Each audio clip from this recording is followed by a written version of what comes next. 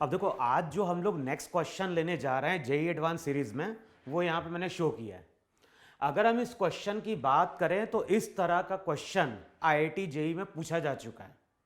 यहां पे थोड़ा सा चेंज है, लेकिन इस क्वेश्चन की अगर हम बात करें तो यहां पे हमें वर्क एनर्जी थ्योरम का कॉन्सेप्ट यूज करना है और साथ में हमें कॉन्सेप्ट यूज करना है वहां पे सिंपल हार्मोनिक मोशन का। अब क्वेश्चन में क्या बोल रहा है? क्वेश्चन में बोल रहा है यहां पे a bar supporting a block on its top is placed on a frictionless plank that rests on a horizontal floor। तो क्वेश्चन में क्या बोल रहा है? A bar supporting a block on its top is placed on a frictionless plank. तो ये जो surface है, बताओ ये सरफेस यहां पे फ्रिक्शनलेस है कि नहीं है वहां पे? तो क्वेश्चन में क्या बोल रहा है? A bar supporting a block on its top is placed on a frictionless plank that rests on a horizontal floor. The bar is attached to a nail driven into the plank with the help of a spring as shown in figure. Coefficient of friction between the bar and the block, इनके बीच का surface rough है। Coefficient of friction कितना दिया हुआ है? Mu. अब question में क्या बोल रहा है? What maximum acceleration parallel to the spring can the plank be given preventing sliding between the block and the bar. तो क्वेश्चन में यहां पे क्या बोल रहा है? क्वेश्चन में यहां पे बोल रहा है कि हमारे पास एक बार है, बार के ऊपर हमने एक ब्लॉक को लाके प्लेस किया है, इन दोनों के बीच का सरफेस रफ है। जो भी बार है, बार को हमने प्लैंक में लाके प्लेस किया है, बार के एक एंड को हमने कनेक्ट कर दिया है वहां पे स्प्रिंग, और स्प्रिंग को हमने नेल के थ्रू किससे कनेक्ट कर दिया है? प्लैंक से। जो भी प्लैंक है, प्लैंक को हम मूव करा रहे हैं किससे? प्लैंक को हम मूव कराने की कोशिश कर रहे हैं विथ कांस्टेंट एक्सेलरेशन ए। तो अब क्वेश्चन में क्या बोल रहा है? क्वेश्चन में बोल रहा है कि जो भी प्लैंक है, प्लैंक को हमें कांस्टेंट एक्सेलरेशन से मूव कराना है। या तो हम लेफ्ट की ओर मूव करा दें, या फिर इसको हम कहां मूव करा दें? राइट की ओर। अच्छा, अब क्वेश्चन में क्या बोल रहा है? What maximum acceleration parallel to the spring can the plank be given preventing sliding between the block and the bar. तो जो ब्लॉक और बार है उनके बीच में कोई स्लाइडिंग नहीं होनी चाहिए। अब देखो, यहां पे मास तो दिया नहीं है, तो तुम यहां पे मास एज्यूम कर लो। पहले मान लो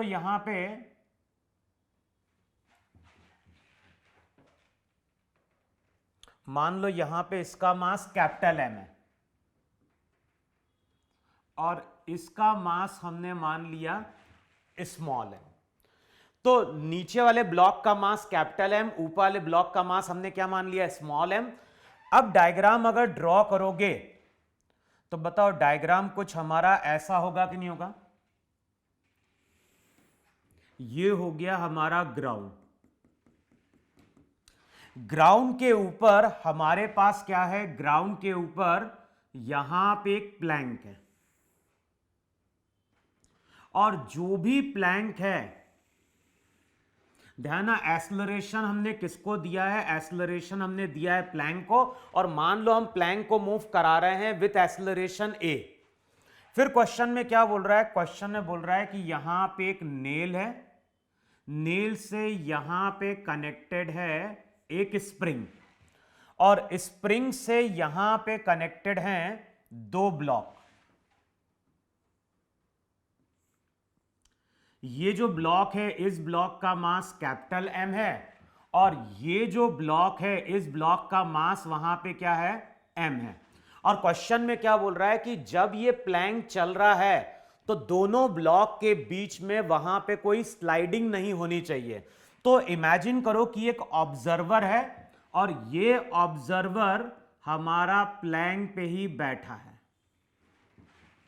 अच्छा, अब ध्यान रखना है, प्लैंक पे बैठ के हम इन दोनों की वहां पे स्टडी करने जा रहे हैं। अच्छा, इस पोजीशन पे अगर तुम स्टडी करोगे पूरे सिस्टम की, तो बताओ उस टाइम पे स्प्रिंग फोर्स तो होगा नहीं, लेकिन जैसे ही हम प्लैंक को ए एक्सेलरेशन से चलाएंगे, बताओ इसके ऊपर सीडो फोर्स लगेगा कि नहीं लगेगा, m प्लस एम इंटू ए। तो इस पोजीशन की अगर हम बात कर रहे हैं तो ध्यान रखना है, इस पोजीशन पे स्प्रिंग फोर्स जीरो है, जो भी फोर्स है वो यहां पे सीडो फोर्स है, और हम ये मान के चल रहे हैं कि जो भी प्लैंक है, प्लैंक को हम कांस्टेंट एक्सेलरेशन से क्या कर रहे हैं, चला रहे हैं। अच्छा, अब जैसे ही यहां पे सीडो फोर्स लगेगा तो इस ऑब्जर्वर के लिए ये कहां चलना स्टार्ट करेगा, ये चलना स्टार्ट करेगा राइट की ओर। अच्छा, जैसे ये राइट की ओर चलना स्टार्ट करेगा तो देखो यार, कुछ टाइम बाद ये पूरा सिस्टम यहां कहीं पहुंच गया। अब बताओ, जैसे ये राइट की ओर जाएगा तो स्प्रिंग यहां पे एक्स से इलोंगेट होगी वहां पे। अब बताओ, जैसे ही आगे की ओर जाएगा स्प्रिंग एक्स से इलोंगेट होगी, तो स्प्रिंग इस डायरेक्शन में kx फोर्स लगाएगी, और इस डायरेक्शन में जो सीडो फोर्स लग रहा था वो लग रहा था m प्लस एम इंटू ए। देखो ऐसा है कि नहीं, वहां पे जो ऑब्जर्वर प्लैंक पे बैठा है उसके लिए इस पूरे के ऊपर क्या लग रहा होगा, वहां पे सीडो फोर्स लग रहा है कि नहीं लग रहा है वहां पे। तो बताओ, इस ये ऑब्जर्वर अगर देखेगा तो उसके लिए दोनों के ऊपर लग रहा होगा सीडो फोर्स राइट की ओर, है कि नहीं।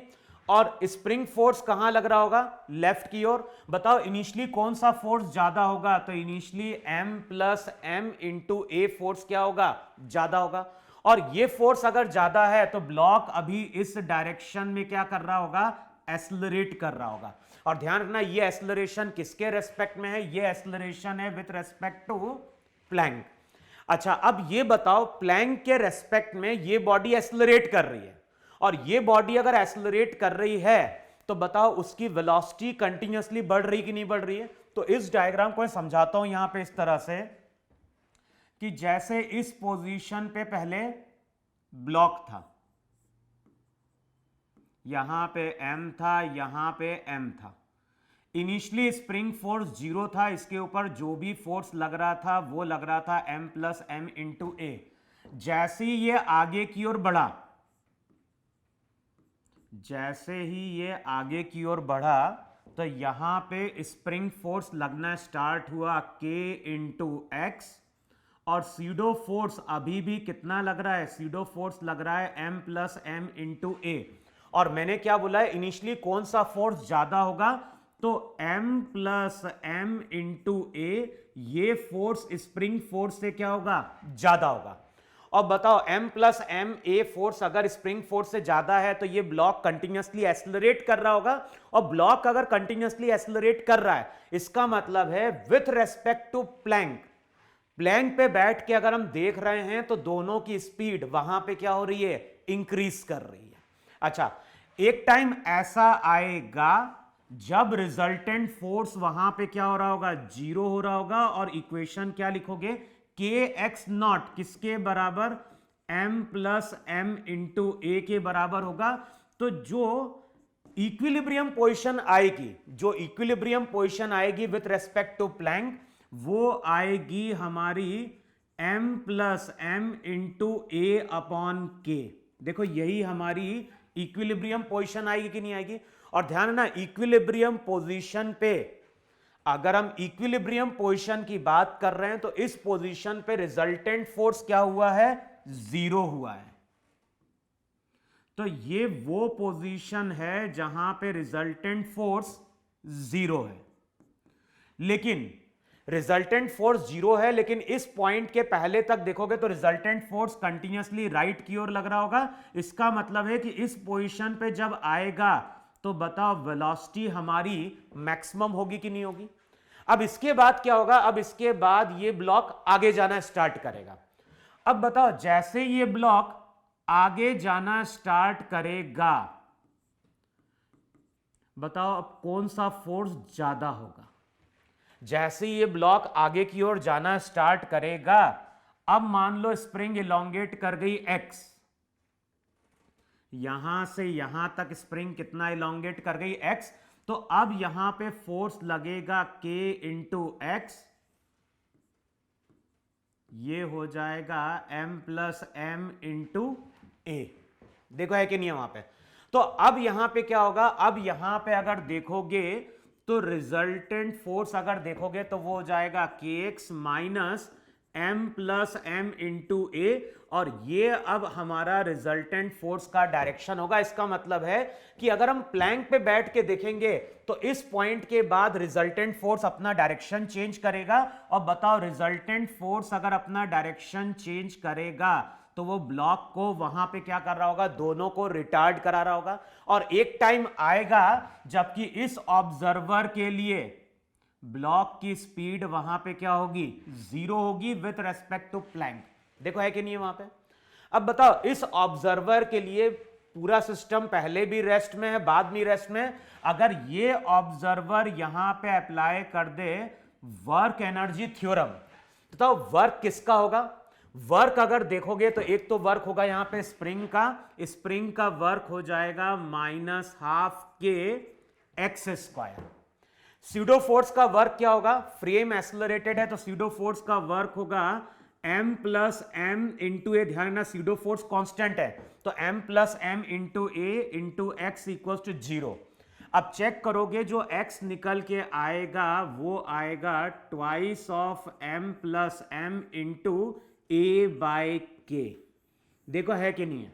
इसका मतलब है कि अगर हम कहां पे बैठ के देख रहे हैं, अगर हम प्लैंक पे बैठ के देख रहे हैं, अगर हम प्लैंक पे बैठ के देख रहे हैं तो इस ऑब्जर्वर के लिए ये ब्लॉक पहले एक्सेलरेट करेगा फिर रिटार्ड करेगा, और इसके बाद बताओ ये ब्लॉक फिर से लेफ्ट की ओर जाएगा कि नहीं जाएगा।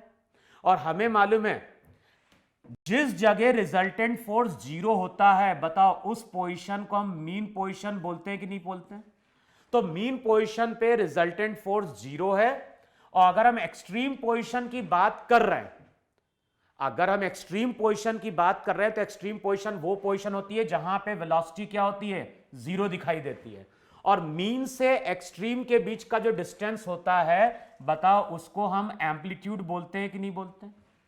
अगर तुम यहां पे एम्पलीट्यूड कैलकुलेट करोगे तो चेक करो एम्पलीट्यूड क्या होगा। एम्पलीट्यूड यहां पे x माइनस एक्स नॉट, तो उसकी value m plus M into A by k निकल के आएगी या नहीं आएगी वहां पे। तो इतनी चीज हमें ध्यान रखना है। क्या ध्यान रखना है, अगर हम प्लैंक पे बैठ के देख रहे हैं तो ये ब्लॉक पहले क्या होगा, मीन पोजीशन पे आएगा, मीन से एक्सट्रीम पे जाएगा। और जब ये मीन से एक्सट्रीम पे जाएगा तो उसका एम्पलीट्यूड कितना बन रहा है। तो जब ये मीन से एक्सट्रीम पे आएगा तो ध्यान रखना है इसका जो एम्पलीट्यूड होगा वो एम्पलीट्यूड होगा m plus M into A by के। और ये रिलेशन क्या बता रहा है, ये रिलेशन बता रहा है कि प्लैंक का एक्सेलरेशन जितना ज्यादा होगा, ये क्या बता रहा है, ये बता रहा है प्लैंक का एक्सेलरेशन जितना ज्यादा होगा, पार्टिकल का, दोनों ब्लॉक का एम्पलीट्यूड भी वहां पे क्या होगा, उतना ही ज्यादा होगा। हमें यह चेक करना है कि प्लैंक वाले ऑब्जर्वर को मोशन वहां पे एसएचएम दिखाई देगा क्या। तो देखो इतनी चीज मैं रब कर रहा हूं वहां पे।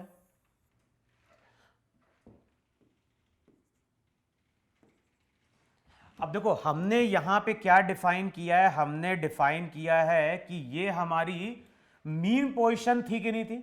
और मान लो मीन पोजीशन से किसी टाइम पे यहां से यहां तक का डिस्टेंस x नॉट था, और मान लो मीन पोजीशन से किसी टाइम पे ब्लॉक कितना डिस्प्लेस हो गया, y डिस्प्लेस हो गया। अब बताओ उस टाइम पे अगर तुम पूरे को सिस्टम कंसिडर कर रहे हो तो फोर्सेस क्या शो करोगे, शो करोगे प्लैंक की नॉर्मल, यहां पे शो करोगे m प्लस एम इंटू जी, है कि नहीं। साथ में यहां पे क्या शो करोगे, साथ में यहां पे शो करोगे pseudo force m plus M into A. इस डायरेक्शन में स्प्रिंग फोर्स अप्लाई करेगी k into X not plus Y. अच्छा ये तुम्हारी मीन पोजीशन थी विथ रेस्पेक्ट टू प्लैंक। तो विथ रेस्पेक्ट टू प्लैंक अगर देखोगे ये मीन पोजीशन से ब्लॉक कितना गया, y डिस्प्लेस किया, रिजल्टेंट फोर्स कहां बन रहा होगा, रिजल्टेंट फोर्स लेफ्ट की ओर बन रहा होगा, उसकी इक्वेशन होगी k times X not plus Y minus M plus M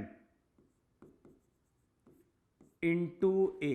check करो यही रिजल्टेंट फोर्स की इक्वेशन है कि नहीं है, और हमें मालूम है के एक्स नॉट किसके बराबर है, एम प्लस एम इंटू ए के बराबर है, तो वो चीज कैंसिल आउट होगी।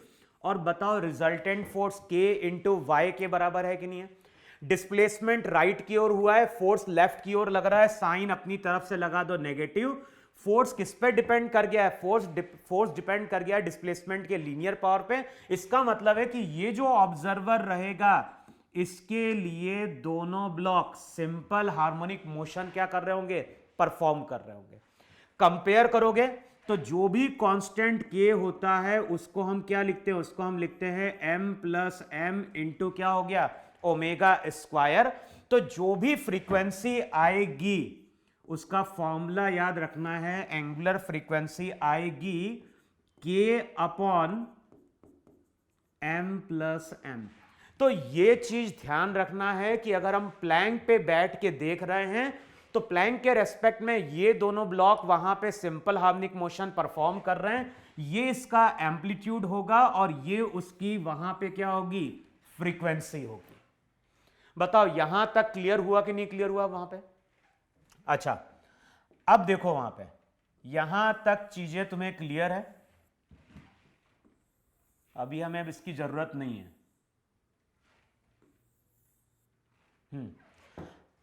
अब इमेजिन करो कि जो ऑब्जर्वर प्लैंक पे बैठा है वो स्टडी कर रहा है केवल किसकी, स्मॉल एम ब्लॉक की।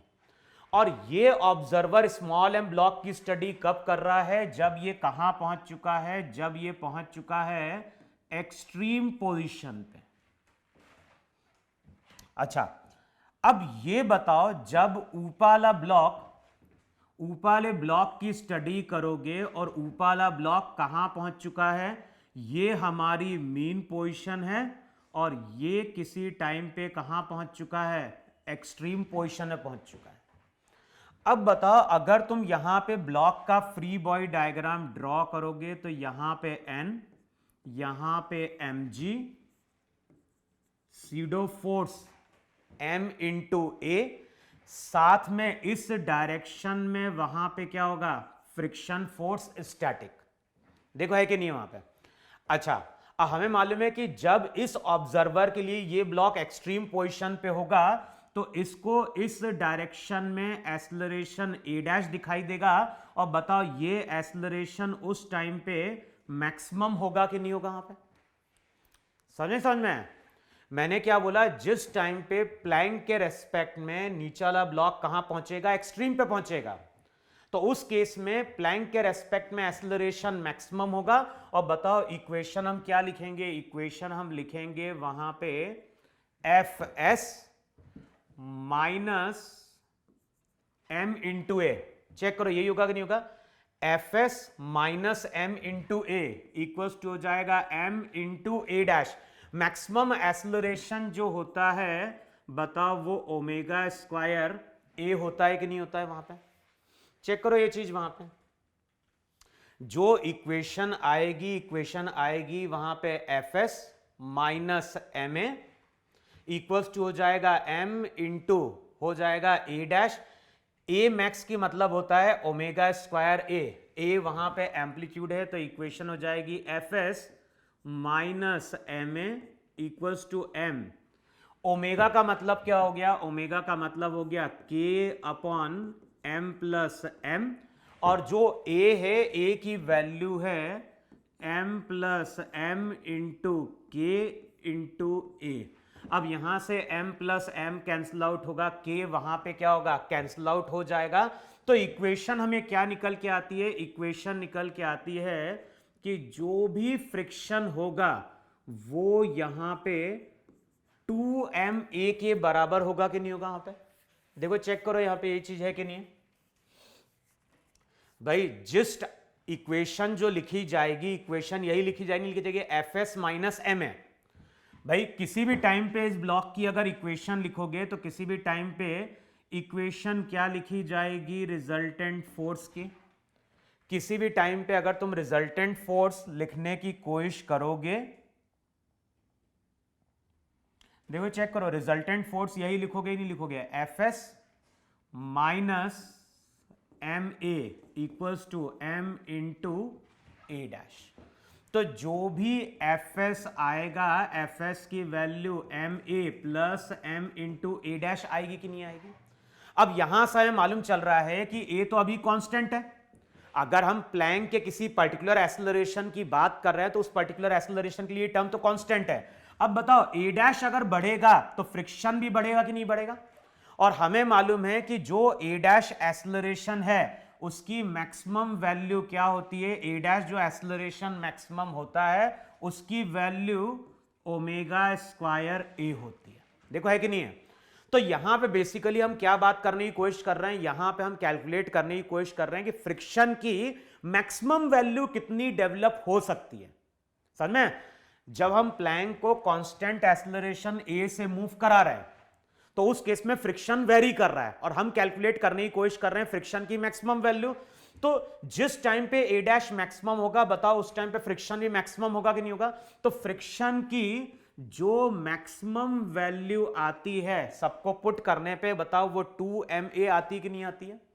और फ्रिक्शन की जो मैक्सिमम वैल्यू आ रही है अगर वो भी यहां पे less than equals to FL होगी तभी ये दोनों ब्लॉक एक साथ मूव कर पाएंगे। अब चेक कर लो कंडीशन क्या बन रही है वहां पे। जो कंडीशन आएगी वो आएगी 2ma less than equals to FL का मतलब म्यू इंटू इस सरफेस की नॉर्मल, इस सरफेस की normal m into G. m से m कैंसल आउट होगा तो एक्सेलरेशन आएगा लेस देन इक्वल्स टू किसके बराबर, म्यू जी बाय 2 के बराबर। देखो है कि नहीं वहां पे। तो जो भी एक्सेलरेशन निकल के आ रहा है, एक्सेलरेशन की रेंज निकल के आ रही है less than equals to mu G by 2। इसका मतलब है कि जो मैक्सिमम एक्सेलरेशन हमें क्वेश्चन में क्या पूछ रहा है, क्वेश्चन में पूछ रहा है मैक्सिमम एक्सेलरेशन। तो जो मैक्सिमम एक्सेलरेशन पॉसिबल है वो पॉसिबल है वहां पे कितना, म्यू जी बाय 2। अब जो क्वेश्चन है इस तरह का क्वेश्चन इससे पहले आईआईटी जेईई में ऑब्जेक्टिव में आ चुका है, लेकिन वहां पे केवल डिफरेंस क्या होता है, यहां प्लैंक नहीं दिया हुआ था।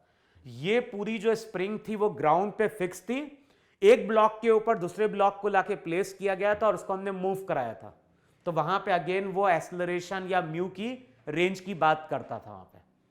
तो इस तरह का क्वेश्चन आईआईटी में आ चुका है, लेकिन यहाँ पे थोड़ा चेंज है। यहाँ पे प्लैंक के ऊपर लाके प्लेस कर दिया है और प्लैंक को साथ में वो क्या कर रहा है, मूव करा रहा है। तो क्वेश्चन को सॉल्व करने का तरीका यही है कि हम क्या करेंगे, पूरे प्रोसेस में ये चेक करेंगे फ्रिक्शन की मैक्सिमम वैल्यू कितनी डेवलप हुई, और वो मैक्सिमम वैल्यू भी अगर FL से कम है, वो मैक्सिमम वैल्यू भी अगर FL से कम है तब तो दोनों ब्लॉक के बीच में कोई स्लाइडिंग नहीं होगी वहां पे। बताओ इतनी चीज क्लियर हुई। तो इसको नोट डाउन करो और एक बार इसको समझने की कोशिश करना तुम लोग फिर से।